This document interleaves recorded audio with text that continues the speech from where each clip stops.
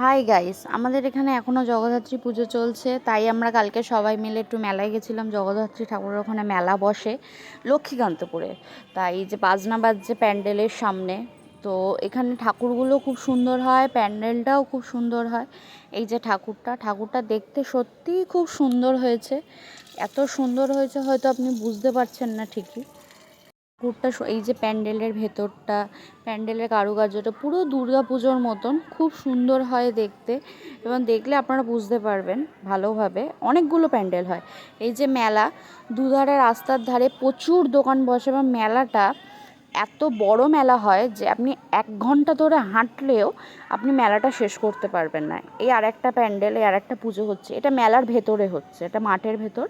এখানে সার্কাসের কিছু জিনিস, এটা মাঠের ভেতর পুজোটা হয়, এখানে মেলাটা বসে। এই যে মেলার নাগরদোল্লা দেখতে পাচ্ছি, খাবারের দোকান আছে প্রচুর। এই যে নাগরদোল্লা, বাচ্চাদের ব্রেক ড্যান্স, টোরা আরও বাচ্চাদের যেসব সমস্ত গাড়িগুলো, তারপর যেগুলো আছে না, সেগুলো সব কটা তাদের চড়ার। এই দেখো আর একটা চড়ার জিনিস। আর মেলাতে গেলেই ওকে ড্র্যাগন চড়াতেই হবে। ও যতক্ষণ না ড্র্যাগন চড়বে ও বাড়ি আসবে না। এই যে বাবার সাথে কোলে উঠেছে, ড্র্যাগন ওকে চড়াতে হবে, তারপর বাড়ি আনতে হবে, না হলে ও বাড়ি আসবে না।